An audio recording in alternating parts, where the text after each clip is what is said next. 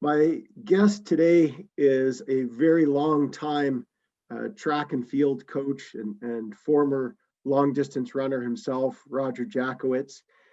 He ran from 1968 to 1972 at Lehigh University as a long distance runner. Over the years, he's coached numerous athletes, including his daughter and daughters, and currently his grandkids. His daughter, Briana, and he were featured back in 2004 in a New York Times article. And I just want to quote Amy Burford, who was a former Boston Marathon winner, who said that we have noted Briana's performances and they are truly spectacular. And at the time, from what I've read, Briana recorded a 5,000 meter time as a 13-year-old of 16 minutes and 53.9 seconds. And in the pen relays, as a 13-year-old, she managed to achieve a 10,000 meter time of 35 minutes, 53 seconds, and 0.39 seconds. It's a real pleasure, Roger, to speak to you and to get your perspectives on coaching and working with athletes. Great to be with you. Yes, enjoy talking to you. Yes. I'd be curious to know a little bit more about your background as a runner and what got you into running. Well, I'd have to go way back to 8th grade. They used to have a presidential fitness program. Everybody did it. So each town would have a day, and they would run various events, and they would give medals. And so I took 3rd place that day. And in order to get 3rd place, I had to win the last event, which was a 600 meter run. And for an 8th grader that just played basketball and sandlot football, that was a distance run. And made up my mind, won the race. And that was my first experience with distance running. When I moved from the town I was in Connecticut, Bristol, Connecticut, a very suburban town, I moved to New Britain, Connecticut. Completely different environment. If you know Welcome Back, Carter, well, that was my junior high school. It was almost incredible, you know. You just couldn't imagine that I went from this one town to so that whole experience really changed my athletic experience. And one day I saw a distance runner running down a street, and I was coming home from school. I had books in my hand. I just charged after him. I ran alongside of him, dropping my books. I didn't care. I didn't even know who this person was. His name was Jim Tierney. Turned out that he was one of the top distance runners in New England. I had no idea. And I just asked him, could I run with him? He had no idea. He just was trying to drop me for quite a while. So I just hung in there. I kept asking him. So he just said, you know what, meet me at Stanley Quarter Park tomorrow. Mm-hmm. I showed up. I didn't think he'd be there. His goal was to drop me again. We ran 3 miles the first day. So when we finished, I could hardly walk. He goes, you know what? You want to run, so I'll let you run. So that's how he was the person that really was my beginning mentor. And, that was beginning of my distance running. Yeah. So what was it about running that you found appealing? Boy, if I really, did a little self-analysis, it was the one thing that I could do that I had control over. I didn't have somebody passing me a ball. I didn't play. I liked to be on team sports. I was a very good athlete. I played midget football, and I just kept looking at all these sports. I could play basketball. I scored 44 points, and they go, oh, he's going to be a basketball. I felt like I was too short. I was 6 feet. I played football. I was starting right halfback, but I had 2 players on the team that were better than I was.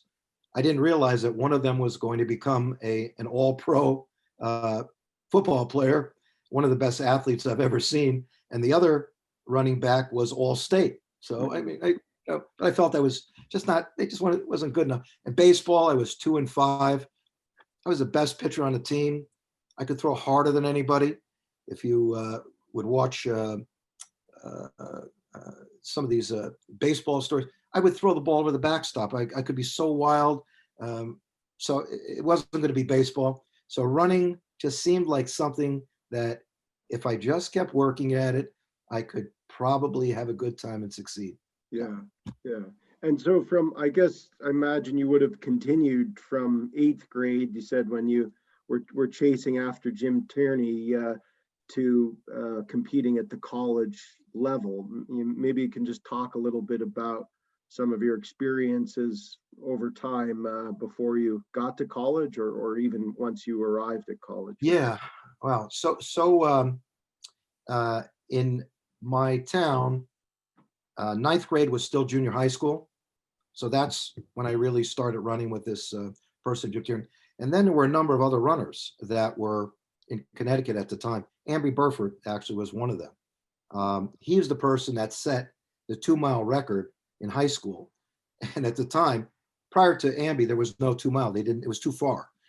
So Amby set the record at 9:39, which people thought was absolutely not going to be broken ever. So when I came into high school, my teammate ended up breaking the state record, Eddie Kowalski, and he ran 9:26. Bill Rogers, who really is a legend in running, he and I competed in high school. He was in adjacent town in Newington, and he was number 2 in the state. I ran 9:33 that year. Bill ran 9:31, and he had a teammate, Jimmy Hall. So Bill and my teammate were really rivals, 2 years ahead. And then Jimmy Hall and I were rivals in high school. We ran in New England's. Jimmy beat me by 1 step in the New England's when we were seniors. So that was some of the main points in high school. But highlights, yeah. I could tell you 2 races that might be interesting, maybe 3. In my junior year, and I had a terrific coach, but not indoors. But I had a race called the Hartford Public Invitational. I almost didn't make the race. I got a girlfriend. She was a cheerleader captain. I couldn't imagine what was going through my brain. I didn't make the bus. Had I not made it to the meet, I would have been thrown off the team. My father brought me. I went to the race. Now, this was at Hartford Public, inside a gymnasium on the wood floors. They had a track mapped out around the basketball court. It was so slippery, you just couldn't imagine it. Yeah. And at that time, shoes were kind of interesting. New Balance had a shoe that had kind of a ripple bottom, was red and white. And I had those shoes on. I run the race, and on that floor, those shoes would make a squeaking sound every step you took. And I always wanted to sneak up on somebody, and I couldn't sneak up on anybody because I would make this squeaking noise so I just got into the noise, and I just kept making this noise, and I would come up on somebody and I'd go, I'm going to make this go really, the cadence will just scare people. So I would come up behind. So anyway, I run the race. I break the state record. I run 9:31. So everybody's patting me on the back and everything. The thing that really was interesting is how I felt. I was so excited, and then it fades almost immediately. I went home that night. I ran down to the local track 3 miles away, 12 o'clock at night. And I decided I was going to run around the track 100 times. I ran 56 and I went, whoa, this is pretty hard. And then I ran back home. What I was trying to do is just try to hold on to that, that feeling you have when you're, yeah. And that really changed my whole view on these performances versus all the training and everything else you do. There had to be more than just the final. Run the race, win the race. What else is there to running? So running for me was always, it became more the workouts, the people I was running with. That was much more time. And the more I thought about it, that's what I would really think about when I went back to high school, I remember some of the workouts, Yeah. some of the things we did in the workouts. And the races were great, and you win this, you break a record, but that only lasted for just a little just a few seconds. You had to have more to running. So running was much more than just breaking records and even times. So Yeah. So that's interesting because, I imagine, it sounds like you were quite competitive, certainly with the times that you were running and the fact that you were, breaking state records. The fact that, the satisfaction was momentary, it sounds like, or, you mentioned it faded quickly. And that kind of led to your realization that there had to be more to running than just that focus on breaking a record or getting a certain time. When did you get into coaching? Let me stop and think about well, when I graduated from college, I was married. I got married to a ballet dancer. She danced with the Russian Bolshoi in the United States. I just thought, she's an athlete, I'm an athlete, this is going to work. It just didn't work out. Too young, too mature. I had a focus that I wanted to run across Europe. She turned out wanted to live near her parents in Massachusetts, get a house, wanted me to work in a bank, have children, Right. and all I wanted to do was go to Europe and run across Europe. Yeah, So I was that didn't. So we had a very amiable split, and it worked out for me. That was a great thing, and also for her. So I ended up going back to Connecticut. Had no money. I had a friend of mine that I met in junior high school, kind of a lifelong friend, great athlete, became my ski buddy in later in life. I was into Britain, but I decided to go to East Hampton, Connecticut, and just ask if that's where my brother had his business, if they needed coaching. So East Hampton High School, it just turned out they needed a coach, track coach. And East Hampton was a Class C school, small school. I ran in a very good, track program when I was in high school. I sort of knew the names of the schools. So it turned out I'm the coach. First day I have a meeting. I have 11 kids, right? They were 0-10 the year before. So I look at it, I go, 0-10 with these. I said, we can be undefeated. I had no idea at all, anything about anything. I know the names of the schools. And I just feel like, we'll have a program. I don't have enough kids.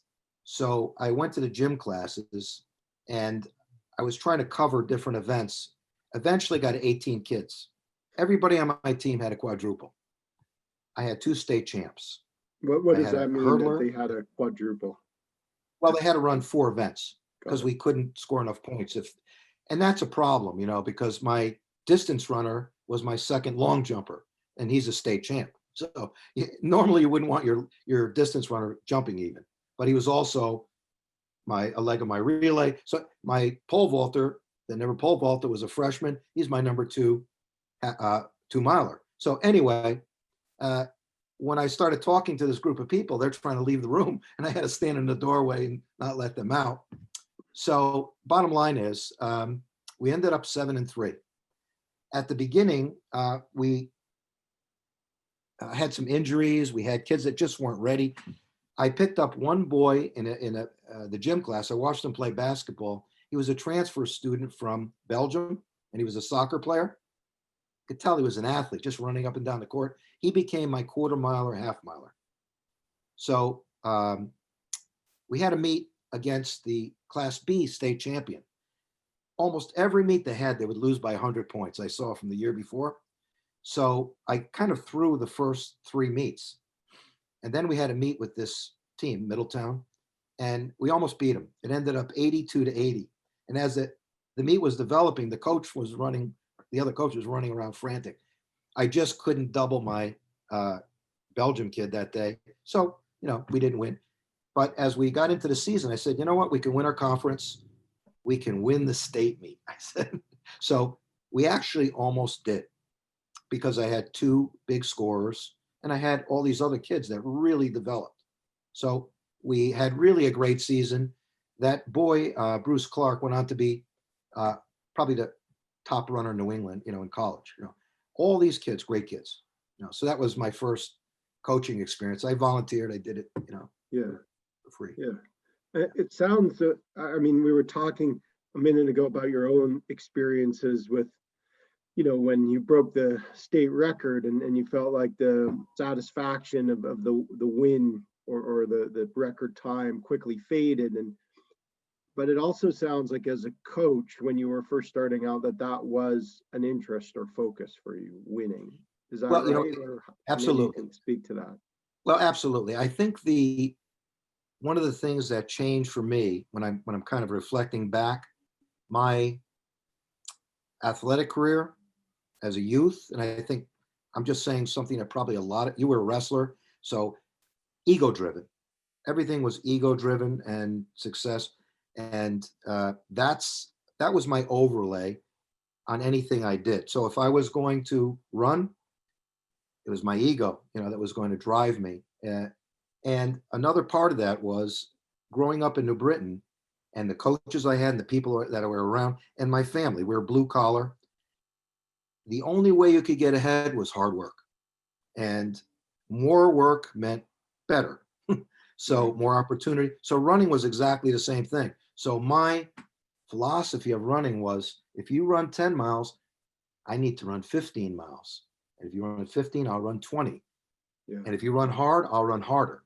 So it works up to a certain point, but that kind of, you can't sustain that and over a long period of time. And really, when you get up on more and more elite levels, you need more tools. You need a different approach. It just doesn't work. Same thing in coaching. So coaching, when I was younger, I would say nobody knows more than running about than I do. I probably, the truth of the matter, nobody knew less about running than I did, really. So 180-degree flip, when I got into my coaching later on, and my children, my grandchildren kind of really flipped things around, because some of the things that I would do when I was ego driven, they wouldn't really do what I really would want. If I zoomed out on my life and their life, I'd have to ask, why am I running? Why do we have to run that fast? Do we have to do? So something else had to happen there, and it couldn't be just ego driven. So that's how I changed, I think, at that point. That was a kind of a seminal moment. So. Yeah, and I was going to ask, like, what, if anything, sort of caused that change in your philosophy or focus? And I want to come back to that article I mentioned in a minute in the New York Times. But was there like a specific event, or was it more just a gradual change in your philosophy or approach? Well, definitely a change in my approach. I could pick up another race when I was in high school, right? My coach had splits for an indoor 2-mile practice run at the University of Connecticut. There were no indoor facilities or anything like that.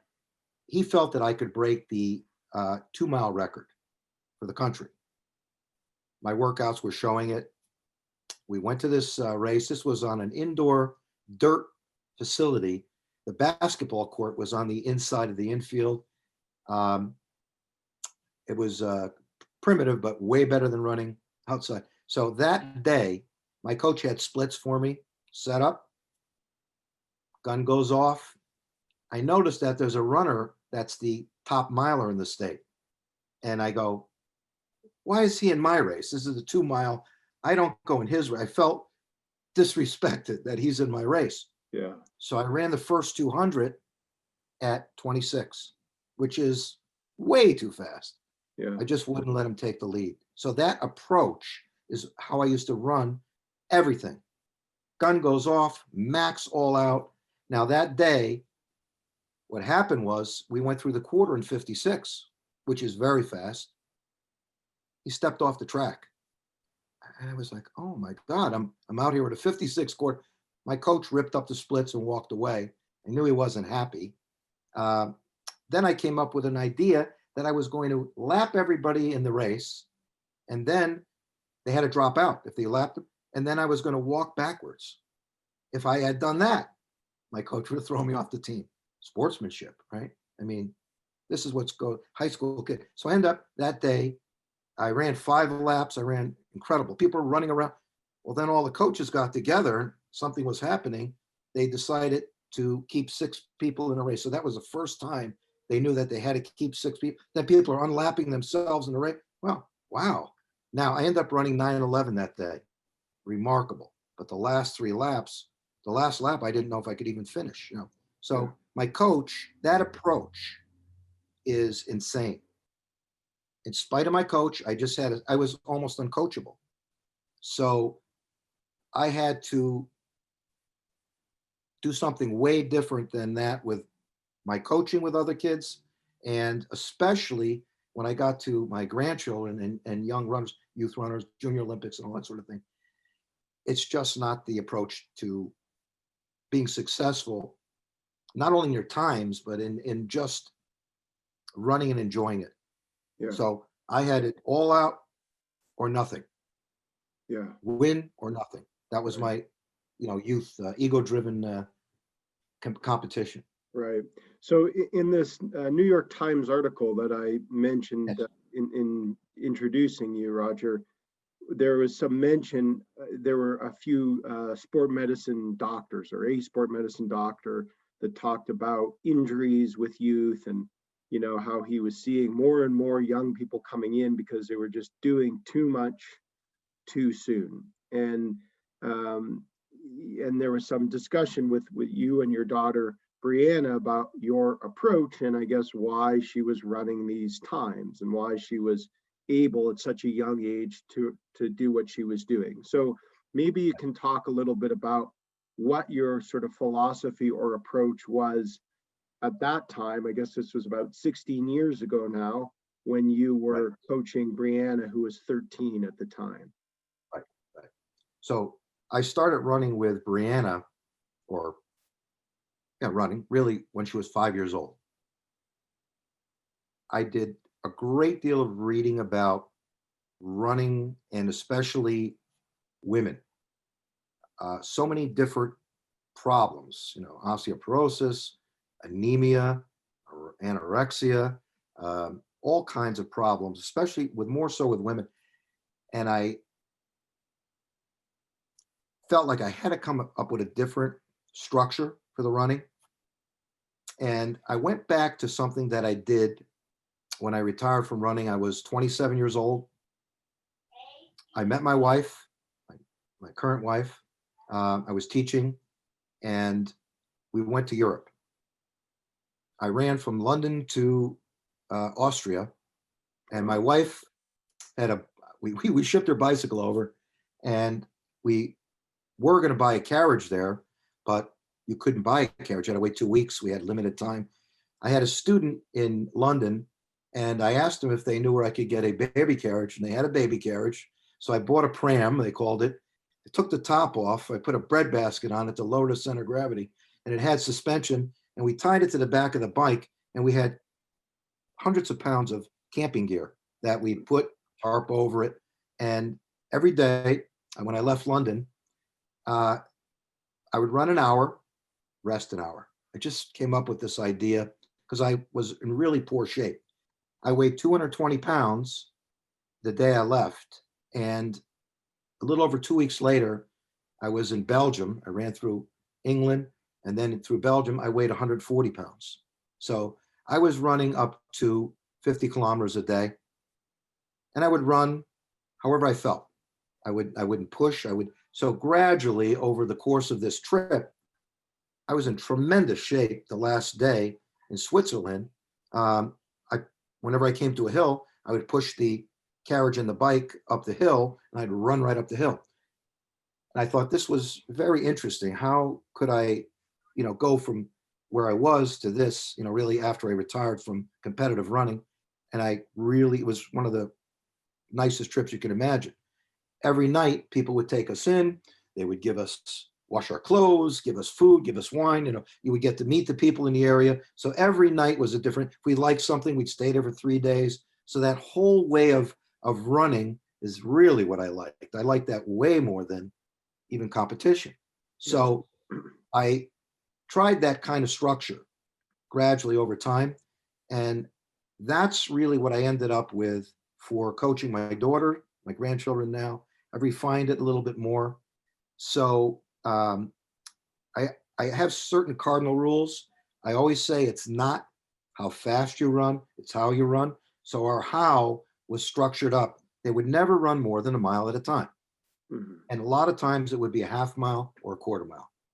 But this was our distance running. That's our distance. And they would only run a certain amount of that in a day.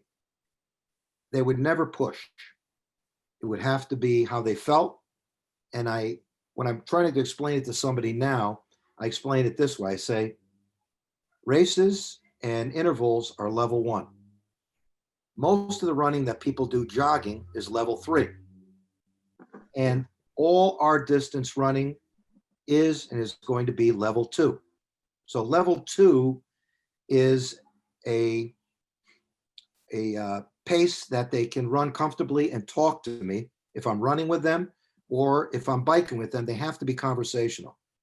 If you run it as intervals, you kind of blow the whole thing away. So whenever I present this to somebody, I get a lot of, exchange. The high school coach, when Briana was running, goes, "This can't work." I said, "Jimmy, it's a world record that she ran." So we talked, and he understood the principle of it. He actually was doing sort of the same thing in a way anyway. He called them cruise miles. So this sort of approach for youth runners, a whole series of things happen. The first thing people would say when they would see my kids running, if they had other runners, they go, "Do they like it?" Because when they were coaching their kids, it was always like to get them out the door, force them to go and do this and run a workout. My kids can't wait to go out every day to run what we do because it's not hard. It's not grueling. It's fun. Anything we do in between, we go to the playground. Typically, almost all the time when we run around a reservoir, it doesn't matter. The playground's okay in the middle. When they run when they must recover. Okay. So the idea is whenever they do an interval, well, it's not an interval. Whenever they do one of their runs, they run it. We never set a time. So all that's way different. Set a time. Well, I want to see. Oh, I would see how they would run, GPS and time everything. So one of the problems when you're coaching somebody is what's happening. Did we have a good day? Did we get better? Is this too much? Is it too little? So as soon as they would run their first section, half mile, I'd see a time. I'd know kind of what's going on. As the workout would progress, if there was a decline in times, my daughter Briana would say, "Dad, we're dropping off 25 seconds now. We should go home." I'd say, "You're right." So they become kind of a student of running and a student of themselves. They would tell me what the workout was. And Briana was especially smart. So she would design her own workouts. If anything, I would have to hold her back on things because there had to be an evolution of the running. I had another rule, and I have it even more so with my granddaughters. With myself, this would never make sense, but you can only do what you can do. So if you're a coach and if you try to push them past that point, all kinds of bad things happen. Not only physically, injuries, but mentally. And if you do that consistently in workouts, it just isn't fun anymore. Sooner or later, when they talk about burnout, that's where I think people get burned out. They don't like that experience. So I would get my daughter, my granddaughters to learn certain components of running.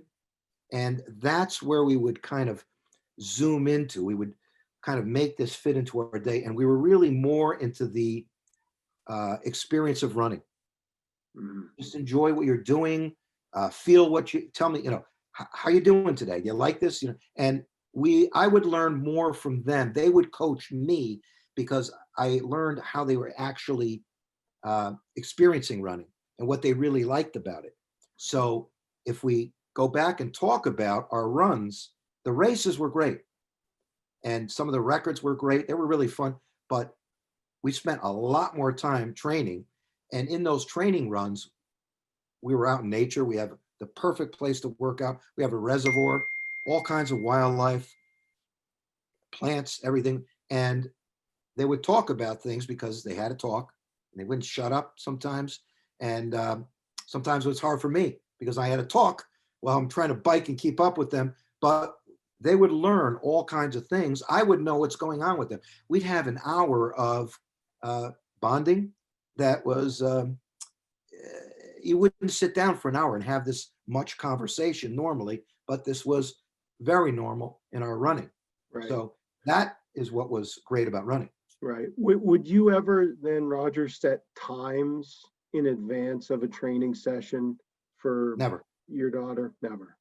Never. What we would do is, well, I can give you kind of a current example with Ava, which would be kind of, people just listen to these times, they go, that can't be right, you know? Right. Training's been kind of off for her. Ava's your granddaughter, by the way. Right? My granddaughter, 10-year-old. So she runs a workout, and she was very flat for a long time just because of everything that's been happening. And then all of a sudden, one day, the biggest workout they would ever run would be 5 times a mile. So, and we did it very seldom. I'd say in this year, maybe 8 times since in maybe almost a year. Most of the time we'd run a half mile pieces. We'd run 4 half miles, maybe we had 2 quarters. And we'd cover 5 miles. A lot of jogging or even walking, it didn't matter. So in this particular workout, this was about 3.5 weeks ago. She goes out and runs a 5:48 mile. I go, wow, fastest she ever run on the reservoir. And at that point, she was running low 6s. You know, that was normal. She runs 5:48. Next one she runs. Now she would run typically, and then we have drinks on the bike. I'm on a bike. We drink, we talk, and then we would jog up to a tree and come back, and then she'd run another one. 5:47, second fastest mile. Then she runs a 6:02, and then a 5:16 and a 5:20. That was a good day, best we've ever had. Now, had she run the nationals, coming off of that, she probably would have done even considerably better. So there's all kinds of things that conspire for performance, and they are what they are. So biorhythms and all, if you really read about all this stuff. So peaking is the other issue, you know. So we weren't so much geared into peaking. We were just trying to get to the nationals. We hadn't run a race, and this is what we were doing, and this is what it evolved to. Yeah. So her training as a 10-year-old, and this would be similar to Briana. Ava's better than Briana at her age, is in that 6-minute range. So if you really put that in perspective, anybody looking at that would go, that's crazy. You know, it's way too fast. That's intervals. Well, we started when we were 5 and gradually worked up. And on certain days, it would be 6:30 and 6:40. And if it got negative splits, we would go home. It just evolves. So right. The idea of the structure I use, and the reason I use it, is when you run level 2, it's closer to level 1, and something I call range of motion. When you're running at level 2, your legs are turning over at a certain way. I would go behind any runner I was going to coach and watch how their legs come up, and I would look at other things, their axis and everything. So at level 2 running, things are changing and getting closer to level 1 in racing. When people run their massive distance at level 3, it does work.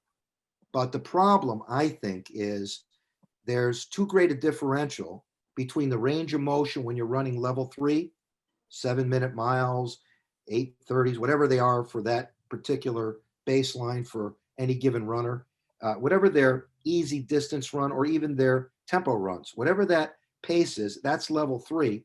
And then when they go into a workout, which I call level 1, if you look at the way their legs got to turn over, they're up on the balls of their feet, they're lifting more and back, you see very many injuries They never happen when they're running level 3. They happen when they run level 1. When they run in an interval workout, many injuries. When they run in races, many injuries.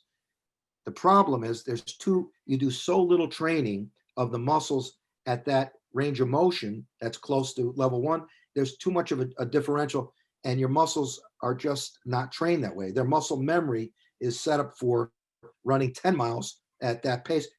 So typically you'll see a lot of runners with massive distance training. They feel terrific for half the race. They go out hard. They're running way faster than they normally do. And they have that strength because that base training. But when they get into the last part of the race, they're hanging on. Fatigue sets in because of that differential. So just to reiterate, or Roger, so you're suggesting that your approach to this sort of rank or these different levels, level 1 is competing at a race level, so high intense and maybe potentially longer duration. Level 2 would be slightly shorter distances, say a mile or no longer than a mile, but running at a level where you can talk or have conversation, not exceed that. Right. And then level 3 is just doing sheer long distance running, putting in a lot of miles. Yes, miles. Right. With emphasis on miles. Right. And so it sounded like there was some doubt or uncertainty about this approach that you're adopting, or would that be fair to say? Or like you mentioned earlier, people might say, or other runners or coaches might say, I think you mentioned that will never work, or something along those lines. Yes. So maybe you can speak to that point about like what would be the criticisms, I guess, of this approach, or why would people say no, that might not work? Well, I don't think that I would have the opportunity to even explain this the way I'm explaining it to you. You just don't get that. What really would happen, I think, with a lot of people would see the times, and they know what it takes to run those times for them. They make a lot of assumptions that I'm doing what they're doing, or even what I did to get where we did. So really and truly, I shouldn't say a lot, certain people would think that's almost impossible. You must be beating the kids with a stick. How could they run that hard? The kind of workouts must be absolutely insane. Right. And it was actually not that way. It didn't matter to me if somebody really had a different point of view.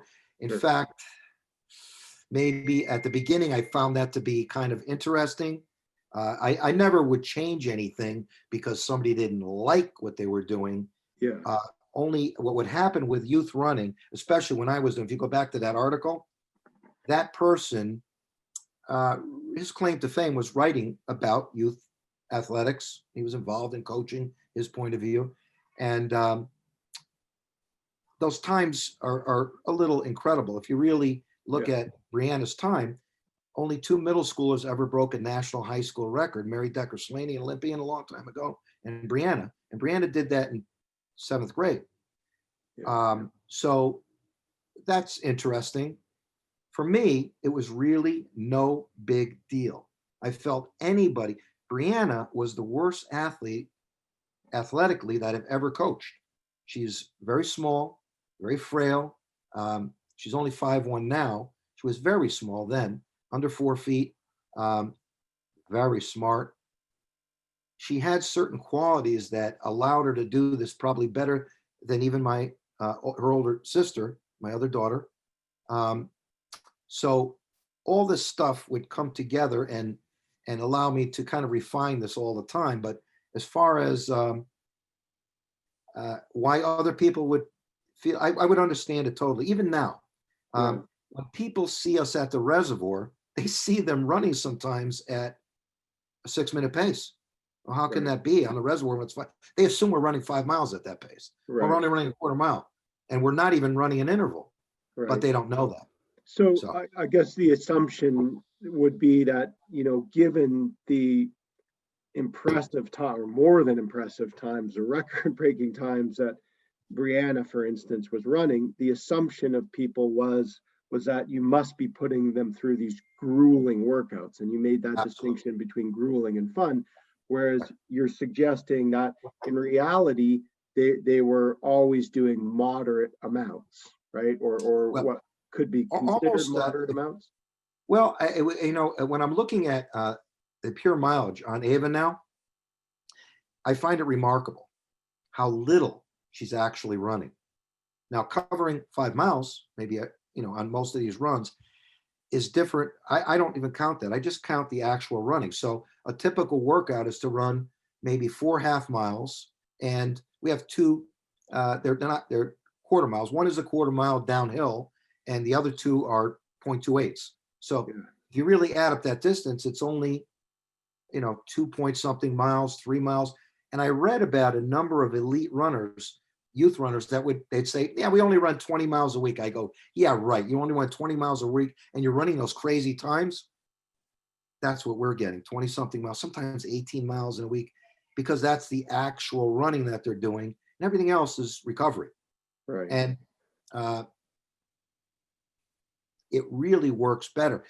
The GPS and timing. So here's another aspect that is really, this type of structure is extremely diagnostic. So if you look at the workout in a given day, you got times. Oh, we just got a record on this third one. Oh, we're 40 something seconds behind. Well, you really know it. Now, in the course of a week, you'd see kind of a progression or a deterioration. So you could see where it didn't make any sense to run more than so many days in a row. Right. And you would change up the workouts because you would see the times. Times don't lie. So something I would never do before as a runner, as a distance runner, is take off a day, rest. Yeah. So I do it all the time now. Right. And I can clearly see that if I take the day off entirely, when we come back the next day, the following day is really a good day. The times kind of go in cycles. And if I keep going, you just keep running one day after another. And there are studies that really prove that more is not better all the time. Sure. There's recovery is critical. Yeah. So rest. Now, I would never use that word when I was running. A rest day was a 10, 12 mile easy run, 7-minute pace. Wow. And it does work. So Right. when I present what I'm doing, I don't mean to imply that everybody should do what I'm doing. Sure. It works with my kids. I've done it with elite runners. It works, and you have to put other things in there. But I think everybody. I'm much less judgmental about anything anybody else is doing anymore. And I understand why they would even not look at what I'm doing and just not agree with it and think it's nuts or whatever. And it might not work for them. It might not, because they have a different overlay than I do now too. A Sure. lot of coaches have situations that are way different than mine. I don't have to produce times for any reason. I'm not in a season. I don't have to get a number of wins. I don't have to do anything. I just have to have a good time myself, and my kids have to enjoy doing it. That's Right, it. right. And you mentioned that point about fun, which I want to pick up on a bit more. Sure. But I'm just wondering, Roger, so if the kids are running at this level two, where they're, maybe jogging a quarter or half mile or up Right. to a Right. mile, and it's just at a pace where they're able to carry on a conversation. Right. But it doesn't sound like they're regularly, or if at all, exceeding that sort of physical or physiological threshold or capacity. So I'm wondering Yes. what then enables them in the context of a race Right. to run hard and Right. fast Right. when they have to probably run at a pace that's far greater or that Right. exceeds Right. A talking Right. conversational pace. Right. What Right. enables them to do that in the race instance when they're Right. not doing it in training? Well, that's a very good question, right? Because when I talk to somebody, that's probably the first thing they say. Even the high school coach could say, they're only running miles. How can they possibly run a 5K? Well, it's a world record. So it is working. So the question is, why is it working? So, and that's the question you're asking. So the answer is this: when Ava is running 6-minute mile pace in almost everything, if it's a half mile, they're 3:06, 3:17 for a half. You double that, for miles, 6:34. Maybe she'll run 2:50, 2:48. Now, if she were running an interval, well, she can hop on the track and run a 2:30 something half max. Now, there are kids that are youth runners that are her age that can run in the low 2:20s. That's high school competitive. She's not that talented athletically, but the training that she's doing at, we'll say, 6-minute pace, if you translate that to high school times, right? She can run a 6-minute mile opening in any 5K on any course pretty comfortably because she does that every day in half miles, in miles. It's just, she's not in shock. For a lot of kids, that's the beginning of the end when they're running these races. It's just, it's beyond, it's that idea that it's beyond what they can do. So they're at a stress point that's very early for them. And they have this approach that they do in their workouts goes into the races. So a perfect example I can give you, Ava ran on the high school course in New Jersey 1 week before going to Florida. There was a race. There weren't many races available, but the local club, the Shore AC, had a race, and it was an alumni race. And the person that won the race was Amanda Marino. She's pretty much the best runner in the state, ran the Olympic trials, ran when my daughter was in high school, went to Villanova, All-American, terrific runner.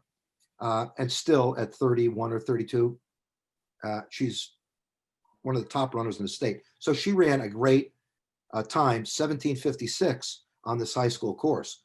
That as a 5K is very tough. You can almost add 40 seconds to that time and or more because it's got some aspects of it that are very tough. So anyway, Ava runs the race, and here's something that she's starting to learn. She's has certain tendencies. So here's another thing to think about when you're coaching somebody. Everybody has a personality and a tendency. So your approach can't be one size fits all. You have to really get into this individual, and they have to get into it. You can only try to build these little tools that will allow them to do certain things. So her problem is she's a go runner. She just, gun goes off, she goes like I did. Okay. And sometimes in the middle of the race, she'll just break out into a sprint and just for some, whatever reason she wants. So pace is somewhat important for distance running. She's just starting to learn it. On this particular course, fortunately, she knew Amanda Marino. She goes, I can't beat Amanda. So she would think she could beat everybody. So if she did that on this course, it's one of the few high school courses that has an uphill start for 600 meters. That's one of the reasons this becomes a very difficult course mentally. Forget about physically. Ava ran a perfect race. She ran her first mile in 6:36. And then there's a very difficult second mile that's not as difficult as people make it. There's a very steep hill that gets steeper and steeper. It's called the Bowl. It's famous, in high school courses in the country. Right. People just dread running up the Bowl. Yeah. Ava never trains on hills. We never run a hill ever. So she runs her second mile in 6:24. That's very good on that second mile. Her last mile was 5:58. Pretty much a lot of downhill. So she ends up running 19:34. She takes second in this alumni race. These are high school alumni, college alumni runners, females in the race. If she was in the meet of champions, sort of, they had an elite high school race a couple days later, she would have been 20th. If she were in that race, she would have been 7 or 8 places, maybe into the 18s. So people know those times and they know Homedale and everything. First thing she did when she goes, I want to run this course again as soon as she finished. Yeah. So that's what you want. Most kids, when they would run that course, when my daughter was running, I would tell my daughter, stand on the starting line, look up and down. Everybody's got nice, clean uniforms. They're jumping up and everybody looks like they could win, but Yeah. half the people that day on that course are not going to run their best times. The reason is they're not mentally prepared to run. They're Right. really afraid of the course. They're not prepared. They have a plan, and if that plan doesn't work out, it's like putting a pin in a balloon. And so half these kids are going to really have a bad day today. Yeah. Every day they ran on that course. Right. So I would have them better mentally prepared. Right. So And I Ava guess was really, part of the approach, it sounds like when you're running at level 2, I guess it helps incorporate this idea or emphasizes this notion of pacing, which you mentioned. But of course, yes, I don't know if that's correct or not. yes. And that, maybe other training methods don't necessarily reinforce that notion of pacing that from what I gather you're saying, seems to be really important in terms of performance. But of course, then there's also all the psychological factors, like, That's more than anything. yeah. So maybe you can talk, Roger, in terms of the psychological factors, what are, you alluded to this point about having a game plan, and that maybe then runners Yeah, fall apart when things don't go according to their game plan. yes. Um, Maybe you can elaborate for you, from your perspective, what are some psychological attributes that facilitate successful running? Well, when I meet a new runner, or I look at a runner, or I look at my athletes I train, especially my daughter, my granddaughters, I kind of look at three things. I look at composure, I look at focus, I look at intensity. Right? Yeah. So, and you could just expand on every one of those, and they kind of lead to other things. So, intensity is just athleticism really helps with intensity. So, I had a 9-year-old boy I came in contact with, and I ran against his dad, happened to live in my town. His name was Craig Forties. Chuck ran at Syracuse, and he saw me run one winter, and we're very good friends now. So I started his son running when he was 9. His son was a great soccer player, good athlete. You could tell in a minute. When you go behind him, his legs come up a certain way. He's an athlete. I told his dad, this kid's got to run. So I took him to a lot of the junior Olympic races. He ran with my older daughter when he started. So he ran that structure. Now, Craig eventually became the best runner ever in New Jersey. Remarkable athlete. Was 6th in the Olympic trials in the steeplechase in college. Had injuries and all that sort of thing at Michigan, but really a good kid. The best kid I've ever seen in terms of toughness and competitiveness. Amazing kid. If he had the discipline of some of the other people that I've known and the dedication, maybe could have gone even further. He just was really talented. So, and you could see that as a youth runner. So he ran that structure, came out the other side, rather well. Had a great high school coach. I think the best coach in the state. Blow smoke up his rear end too. Jim Schlentz, known him for a long time. As high school coaches go, and the way the athletic system works in the United States, it's a luck of the draw. You have these athletes, and the parents are always distraught when their kids finally go into high school because somebody's coaching them, has a bad program, they hurt the kids. It really is that way. So I always say, if you can just get a coach that will not hurt the kids and take them to the big meets if they have talent, that's a good coach. A great coach is like Jim Schlentz, that looks at each kid and figures out, how am I going to get that kid to go from where he is here and be successful moving forward, not only in running, but in life. So the things he's going to build, he teaches them. He's a teacher. And most coaches are not teachers. They get a group of people, my way or the highway, they got an approach. It's what they did, and a lot of kids fall away. Some kids succeed. They don't have that individualized approach that a great coach has. Yeah. So how would you define success in running? my earlier, how many records, how fast, that would be it. Uh, Very competitive, and also as a coach, same way. How many wins, how many state champs, how fast.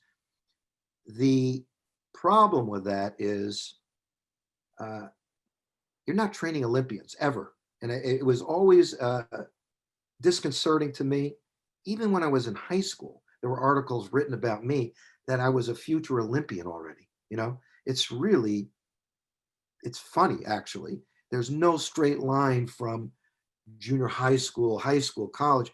The whole Olympic story is tremendous. When you get past a certain level, the things that are happening, from the people you talk to, there's so much it's a different world. So that's the funny thing now, when people look at a 10-year-old kid, right? Like my granddaughter or my daughter is even a better example. They determine their success. The gold standard is, were they Olympians? It looked like they were Olympians. So what did you do wrong? How did they? But if you really look at what they got from running and where they went with their lives, wow. And I don't know anyone, you were an athlete also, so that you got something from the coach, the coaching, the other people you took that, and it really helps you moving forward in life. So success for me is getting that person to become a student of themselves first, and running is just a little part of it, and make that work in such a way that when you do drop off, if you do drop off, it was a good experience, and you were able to take, the discipline, the meeting challenges, all that you get a certain series of tools that they just transfer. Yeah. And almost anyone that was, I think, a very elite athlete, they reflect back and they go, boy, I'm glad I ran. I'm glad I wrestled. I'm glad I played football. And that's the thing that is. And now I could take it one step further. If you can do that and also have fun doing it, in other words, enjoy it. When you go out and even have a bad day, can you enjoy that? I couldn't when I was a youth runner. I had to have a good day every day. Every day was more was better, faster was better, harder was better. Yeah. And it does work. I look at it a different way now. I look at the experience that you have. So I'm more down to that day, that run, that minute, that second that you're running. Can you really enjoy that? Can you really, I'd say, can you groove on it? They go, yeah, I can groove on it. Yeah, that's way more fun. I think coaching, when you say set times, even running a race is very problematic. If you set an expectation and don't meet it, it's a tragedy. At the Junior Olympics this time, I'm friends with a certain runner coach, probably one of the more intense coaches I've ever seen. Very successful kid. Expected his son to win. Son didn't finish in the top 25. Yeah. Crying at the end. I just happened to be there. Kid's a great kid. And the father's a great father. And he's really, really serious. We talk a lot. Here's what I say. He can't do this. He just does. He's not listening to me, because if I'm talking, he's talking. He's not listening, Is this you really, and the other? Are you talking, Roger? Are you saying he's not listening in terms of the dad, or the kid's not listening to the dad, or the dad's not listening to you in your conversation with him? He picks my brain all the time. And we talk, but as soon as I finish saying something, what he's talking about is not what I just talked about. Right. So we're using words, but here's another thing. I mean, I have a kind of a view of people. When I was in college, I was impressed by a few things. Not when I was in school, but I would read and read and read. So the Allegory of the Cave, right? Wow, everybody's got a different point of view. I sort of came up with this thing. Oh, you put 5 people in a room showing one thing. How could one person be laughing? The other person wants to hurt. How could they have 5 different points of view with exactly the same reality? Well, everybody creates their own reality. So when I'm talking to somebody, I think we're talking the same language, but I realize that we're really not. And I really believe that we're probably not. Yeah. So I mean, that's my way of, I kind of zoom out on the world and I zoom back in again. Yeah. And I actually think that that's a quality I like to see in my runners. Right. My daughter, Briana, wow, Oh. she had that ability to zoom in and zoom out and could see the big picture, reduce it to the little picture and keep refining it as an 8, 9-year-old. What do you mean by that? Like zooming in, zooming out, or when you refer to the big picture, or well, it's a perspective might be another way of saying it. They well, another way, a component of that for my daughter. How could my daughter be so good, right? When she really wasn't a good athlete. I'm not such a great coach necessarily. It's her that's doing the running. I'm not running. She had the best composure of any athlete I've ever seen. Composure, right? What's that? So, and the best focus of any runner I've ever seen. Yeah. So those 2 things for athletics are very valuable. Sure. For life experiences. So she would go to major races and she would be so relaxed and sometimes I would have to go to her before this. I'd say, "Are you ready?" She goes, "Yeah, I'm ready." So, and I could tell you a number of stories about her.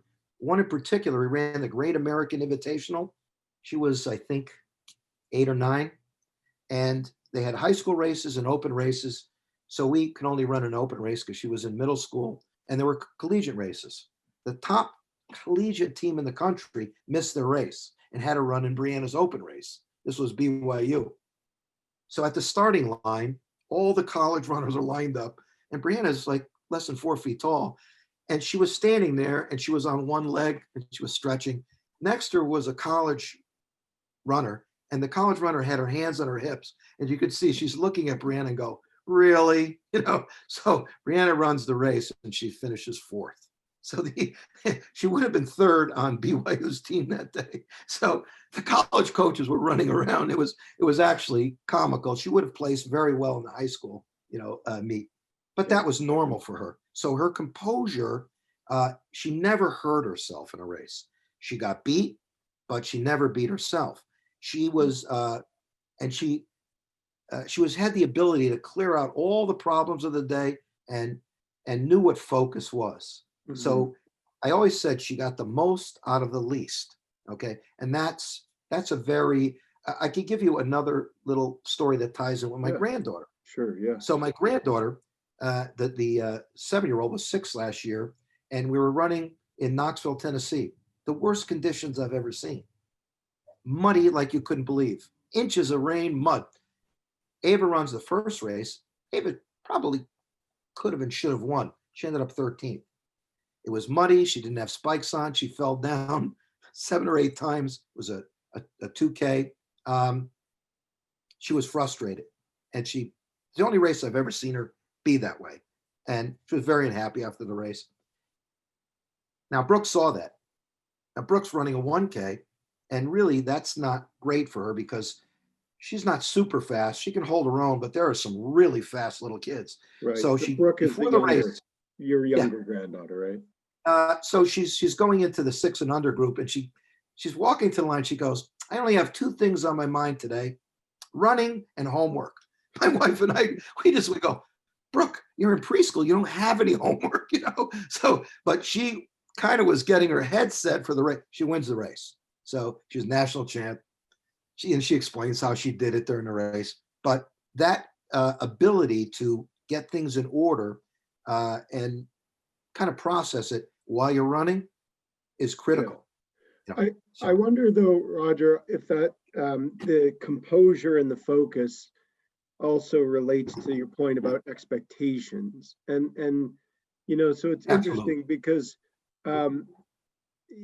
before you mentioned that when you go out to train, you're talking, you're getting them to think about, being student of themselves, I think is the term you've mentioned. They're sort of Right? reflecting on their capabilities, I guess, or their strengths and weaknesses. You're not setting times in advance. Does that, it doesn't sound like you're creating an expectation. Um, for sure. Whenever we would go to a race, when it was race day, we would get familiar with the course. We would have some idea of the level of competition and even individuals in the race. However, we never would have a race plan. This is what we were going to do in the race. What it really was up to was Briana or any of the runners I had, they had to deal with whatever was happening in the race. If you set up an expectation, okay, and it starts to, here's the way I would explain it to my daughter. So I'd say, listen, everybody is standing on the line. Everything's pretty good right now with a lot of the runners. Some of them have some bad things in their head already, but they're running a little motion picture right now. And the gun's going to go off. A lot of them have a very set expectation in the race. The group that you're going to be racing, they're all believing they can win and they have a plan. We would even know what some people's plans were. They were very, same all the time, and she would know the runners. So, but if something disrupts that movie, it gets all jumbly and they just fall apart. And so strategy would come into play. So Briana was brilliant. Briana was understood this whole strategy idea and everything else. So when she got on the line, and she also had tools that we worked at in workouts and races. So she would run and identify what's going on, and she could adjust on the fly. And when you're running at that level, a fraction of a second, everything's gone. So you have to have your chin up, see what's going on, process, decide, change things, pull some other tool out of the bag at this time, and then you'll get the max that day. Some days, and Briana had a certain approach that she had to use because she didn't have the athleticism of a lot of kids. She would be able to disrupt them using the course, using the conditions, using the other person's tendencies. She could disrupt them. And sometimes we would do something called an early finish. I'd say, if you run a 5K today, you're losing. So today you're going to have to run a 4K. And then whatever happens in the last K, you would have gotten beat anyway. So let's take a shot and run a 4K. They don't know you're running a 4K. Yeah. And now that became very problematic for a lot of runners. Now, very sophisticated runners are very disciplined, and the important things don't happen until the last K. Yeah. They just try to get themselves in a position to be able to deal with that. But a lot of kids would disintegrate just because of the way she would develop her race. Yeah. So that's another high level. Would you say that game plans inhibit flexibility? Absolutely. It's not bad to talk about different ways of doing it, but if you only have one way, if it doesn't happen that way that day, you see some, that boy that I was just talking about, I saw him in one race, and that day the father asked me to talk to him. He got beat by the national champ in a state meet. And the one thing I could see is this boy is just too nervous at the line and too much pressure, before he even steps on the line. The kid's really talented. So I just told him, in this particular race, on this course, things are going to happen about right here, and just have your chin up. When it does, react, and then take a shot. So he ended up beating that boy that day. Yeah. And then went from the regionals to the nationals, and then didn't do well. That boy won again. So he just had a good head that day. He's talented. I just think in the context of racing, you have to, you got to think in the long term. Right. And these individual races will build or they'll destroy or not destroy. They just won't build the types of tools that you can use to deal with all these challenges and problems that come up, Right. even if they don't work. Right.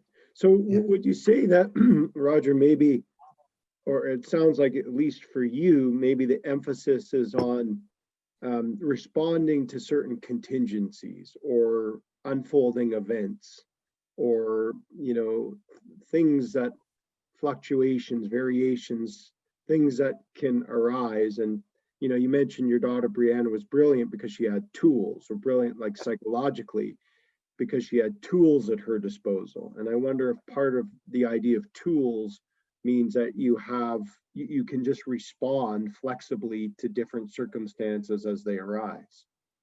Well, a lot of those tools depend on the individual too. So I could try to develop those tools in other runners, and it's not as easy sometimes.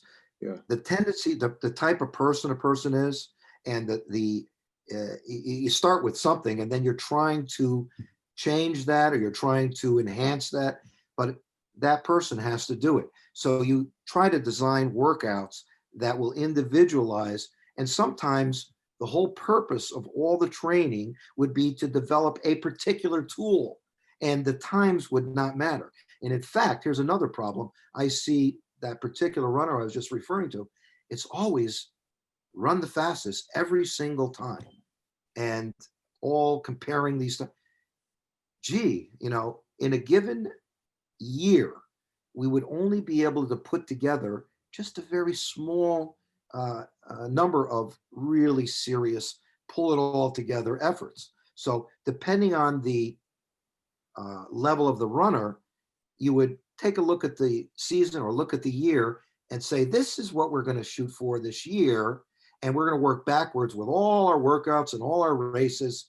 And we're going to end up hopefully peaking, and pulling as much together and learning. And that's what everything is going to be for. So getting back to that coach, Jim Schlentz, a master. My college coach, a master. My high school coach, they would seek people out. Don't run the conference races. Too many things in a row. Run the second team. Run a race and only run the first mile. So because you were working on some component you were going to need for another course, right? So then the level of intensity that the person had to be dealing with, it was much smaller, much easier. And then they could even get the point sometimes and develop something. But if you try to go run the fastest time every time, oh, you were 20 seconds slower today. Well, you're not working on things that are going to have carried to the next race, or they might not even, a lot of these runners never even get to the last race. You look at runners, you go, wow, I thought that kid was going to win, at the end of the season, and they're not even there, Right. for whatever reason. How's that possible? Yeah. So it maybe has some of that play. Yeah. I just want to pick up on the point about times. And I know when we discussed earlier, you said that you wouldn't set times in advance for your daughters or your granddaughters for training sessions or races. But throughout our conversation, I've also noticed that you're referring to times or seem very aware of what times they are running. So I guess I'm just wondering what is the role of times in terms of their training or their performance? How much of a focus is it? Well, here's the importance of it, the way I look at it now. Since we're not setting times, they're running how they feel. It is what it is that day. I'm saying the times. My daughter wants to have a stopwatch in her hand now, even though I can time her when I'm next to her. She is starting to become aware of these times. So what's the effect of that, right? So for my daughter, I'll go back to my daughter. The day before the national championship that she ran in 7th grade, she goes, I'm going to break the world record today, So I just always, another thing, I would downplay everything. Sometimes they would probably be a little mad at me because they would cross a line. I go, great job. I just wouldn't build anything. So I wouldn't care if she's even setting a world record that day. It was a good day, So she had confidence. So if I'm a coach, one of the things that the coaches are always trying to do is pump the athletes up one way or another. I never had to do that. So what happened with this structure that was great is Briana would look at her times and she would know what the correlation was between her workout times and her race times. So she ran a particular workout that told her it was better than anything else she ever ran before, and she had built it up over several weeks. So she knew she knew because of the times how things went, and she knows what she felt when she was running that particular pace. Yeah. So when she got into the race, into the nationals, it was pretty remarkable when you watched her. She ran against a girl that went to Harvard also, like she did. And that girl's a great runner, great parents. That girl just tried to break a world record just recently, indoor marathon. So she set the collegiate indoor 10,000 meter record. Briana raced against her that day. That girl's a senior. Briana's a 7th grader. 3 laps into the race, she put her hands up like, what do I do? To her coach and her father. Yeah. That was the end of the race. That girl ended up 3rd. She should have beaten my daughter that day easily. Okay. But my daughter just had better confidence. So she just felt she could do it. So she had a chance to do it. And she said within 7 seconds what she was going to run that day. So it was that. So now when Ava went to the nationals, she knew she wasn't in peak shape. That happened 3.5 weeks before, but she was in okay shape. We had a couple, I designed a couple workouts. I ran a pre-meet type of a workout that would build her confidence. And so when she got there, she knew she had a chance. And she also dealt with a very difficult situation for her. These girls went out like rockets in the first half mile. And that's the issue, because she's athletic, but she's not that athletic. So the girl that won went out so fast. The high school girls have a tough time dealing with this girl and basically stole the race. Then Ava was able to come from 7th place and work her way through all these different people because she was confident. Yeah. And she crossed the line. She felt good about everything. Couldn't get that girl. The girl was just out of range, 13 seconds away. What contributes, it sounds like both Briana and Ava, they have a sense of confidence or self-assurance. What do you think contributes to that, or how do they develop that? It's a lot of things. I want to tell you that basically their schooling, their life experiences that we kind of provide, it all kind of reinforces the same approach. So another thing I'll throw into the mix to give you an idea of what I'm talking about, I would take my kids and my grandchildren skiing. So in my life, when I finish competitive running, what do? Oh my God, you can't beat everybody anymore. You can't even think you can beat anybody anymore. I had a friend that introduced me to extreme skiing. Wow. Really hard, very interesting, big learning curve, really dangerous, adrenaline. So, boy, that really fits kind of the personality I had, and he had that personality. So I would take my kids skiing, and I skied all over the world. Sometimes I'd ski 2 months in the winter, right? It was nuts, right? And it was just very exciting. But the learning curve, the challenge, that's kind of what it was about. That's why running's such a great thing. There's a big learning curve and challenges every workout every day. And so when Briana and Alicia were 8 and a little older, they came down the longest, steepest run in North America, right? How could they do that? Well, they went to ski school. They would get report cards. This is Canada. The kids do this all the time, and they actually had better technical skills than I did. And I wouldn't take adult expert skiers. They had to be expert extreme skiers because you could have problems. So when we would go into these things, you have to execute, you have to understand, you have to have the tech. They have all this together, 8 years old, and it's no big deal, Yeah. And so I used to frame this in another way with my daughters, right?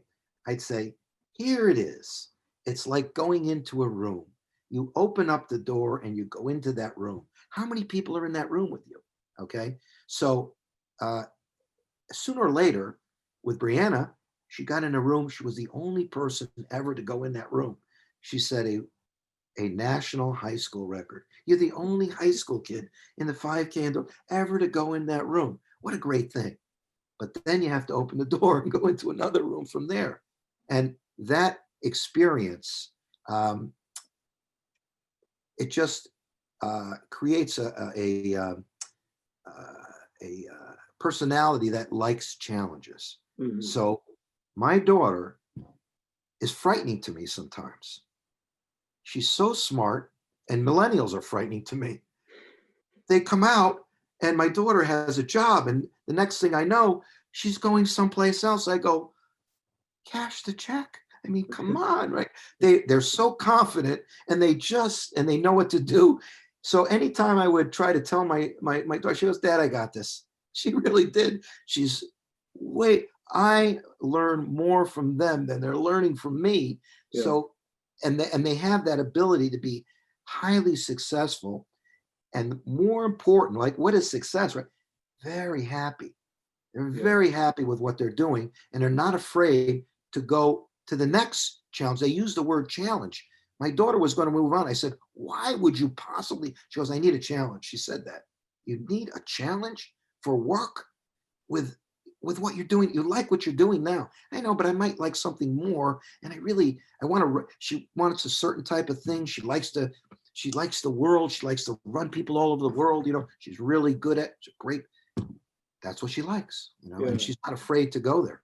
So what I'm curious, what came of Briana's running? We talked about, yes, her running as a 13-year-old. I guess that was in 2004. So correct my math if I'm wrong. She must be 30 or close to. Yes. So she cannot run anymore. Okay. So in 7th grade, here's where we were, right? My wife had an incident. She has a genetic heart disease, right? It's called ARVD. They have a different name for it now. Your heart speeds up and won't stop, right? That's my wife. So it turns out that once you do find this thing, they eventually discovered that it's a genetic problem. And the definitive way of finding out if you pass it on is a genetic test. So Briana and Leisha had the tests. You have a 50-50 chance of passing on the gene. Briana has the gene. My wife doesn't. Had we known what we know now, Briana should have stopped immediately. Should have never run. But fortunately, she didn't have any attacks when she was that young, especially with what we were doing. And from that point on, she was part of a study with Johns Hopkins. My wife is too. My wife is extremely smart, extremely knowledgeable about health. She knew more about that disease as it was becoming known than the doctors that were treating her. She ran a race and had an attack, and she had kept a record of all her exercise. She had a defibrillator implanted, and it recorded all this. So they told her exercise is good. It turns out that you cannot exercise with this particular genetic disorder. In fact, it will trigger and progress the disease. So Briana kept running in high school. We really kind of cut things back. She was a state champ. She ran one race in college, won it. She ran a couple races, but she tried to go a 5th year at Duke. Duke Medical knew what that was, wouldn't let her run. So she was only there to run, not even to get a degree. And she just decided, she just left there. So really and truly, then she was jogging when she worked at Nike. She would run 30 miles. She ran on the Hood to Coast team, met her husband. that ran on the Hood to Coast team. Uh, So she could still run pretty well. She really enjoyed it. Had to stop running. There was one of the years we went, the electrical tests are starting to show a certain number of problems that are occurring. Now yeah. she's actually moved in the positive direction by cutting back. So So is this a progressive? no cure, progressive. However, my wife is almost a miracle person. So she is extensively, researching health and everything else. And even prior to that, people were shocked that she would have a problem, but it was a genetic problem because she's so serious about, what she eats and that sort of thing, and grow a lot of her own food. So how could that happen? Well, it's a genetic, but her management, all the way down the line, she gives talks about it. She talked at she talks to doctors, and she's in a support group. A lot of people are dead. She is 70, 69. I said 70. She's 69. You would not think she's 69. And you would never know she has a problem. And she has no incidents now. Now, she also weaned herself off any drugs, which doctors didn't like that either. But they kind of looked at what was going on. She did it gradually. And they go, well, this is probably, it's good because you have no incidents. She has this device that she sends to Johns Hopkins every week. She has no incidents. Yeah. So, and most people, when you do have one, a lot of times it's fatal, but it records, what leads up to it a lot of times. So she's doing really well. Now, Briana is also doing extremely well, almost surprisingly. So she does walk every day. She has her dogs. They ski a lot. They hike a lot. I mean, a lot, Yeah. So she's an outdoor person. Nike loves it. They really support that. Yeah. She's in nirvana out there. So Sounds like, to our earlier discussion about developing skills and attributes through sport that transfer into other areas of life. And, right. and that sounds like she's been very successful by, many indicators of success, I guess. I imagine it gives you a sense of pride or satisfaction in her Relief almost.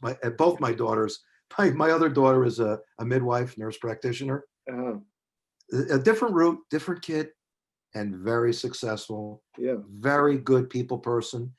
The thing that I use as an overlay right now for my life is instead of ego as my top overlay, that's kind of shifted down. It would be kind of a humanity type of thing. And the things that you do are going to kind of be on one side of things, or they're going to be on another side of things.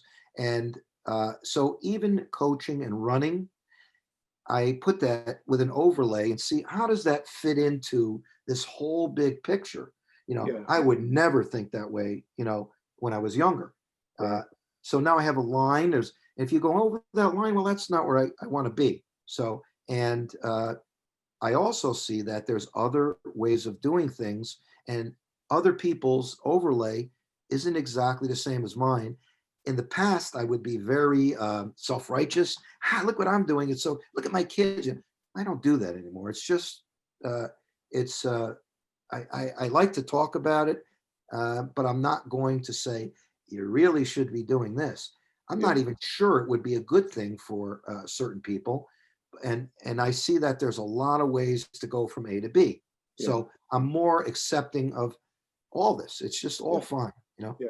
So my last question, Roger, Sure. what would be your hope for your granddaughters, for Brooke and Ava, with their running? Do you have a hope for them?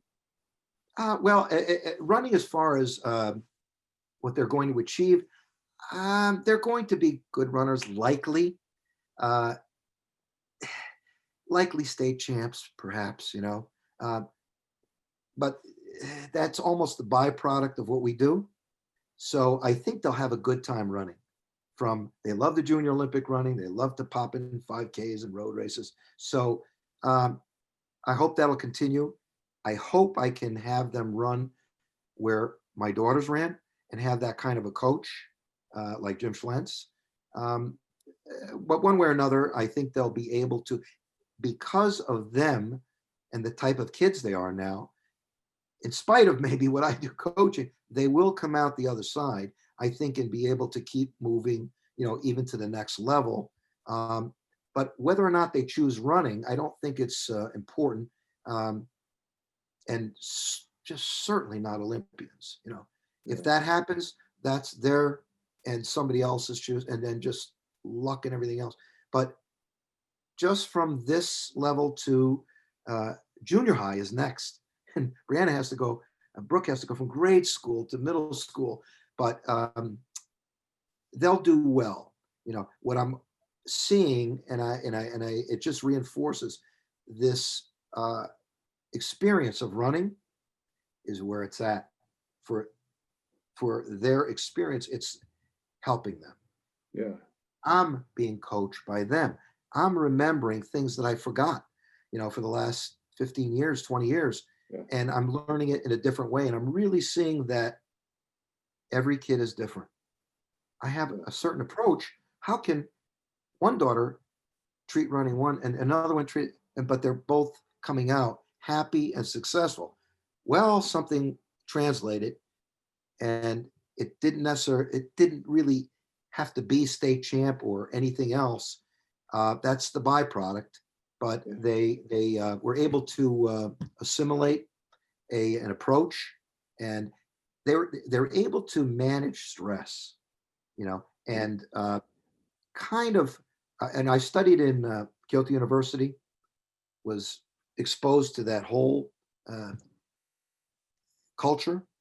I read about it extensively, and I was always attracted to almost the exact opposite of what kind of goes on in the United States. And a lot of that really made sense. So it was, to have a zen of something, well, I could have a zen of almost anything. So running would fit into that.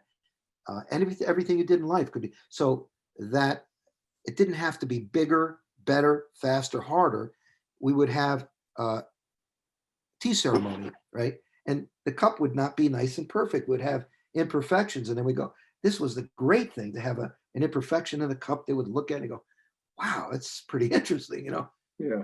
Probably the most important thing that I learned there, I had a professor, and he takes out a cup and he starts pouring water into the cup, right? And he keeps pouring it all over the table. Everybody in the group is, what the hell is going on here? He said, this is like you. If the cup is full, nothing can go in. So I would use that approach with coaching and learning with my kids. Yeah. You have to, if you think you know it all, you know nothing. You can't learn anymore. So I said it over and over. It's starting, you could see it with Ava and a 7-year-old, they even say, well, I have to get my cup empty.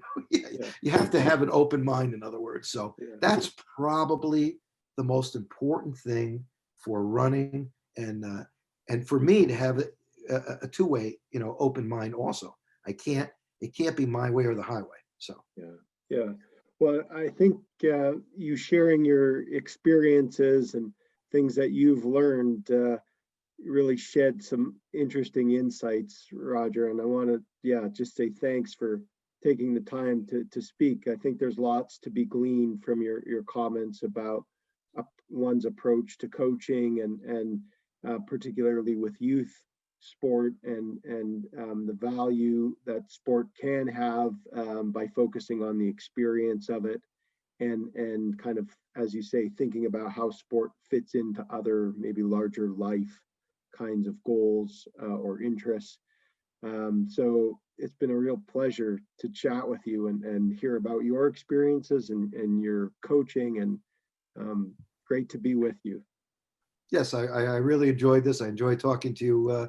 I'd like to, we'll have contact further. I'd like to hear more about, some of the experiences you had also. So they really shed, the light on things for me too. I'm sure that what I'm saying, a lot of people have exactly the same, pieces that all fit together the same way. And like I said, I think everybody is so valid, but there's always room for evolving and getting better. So Definitely.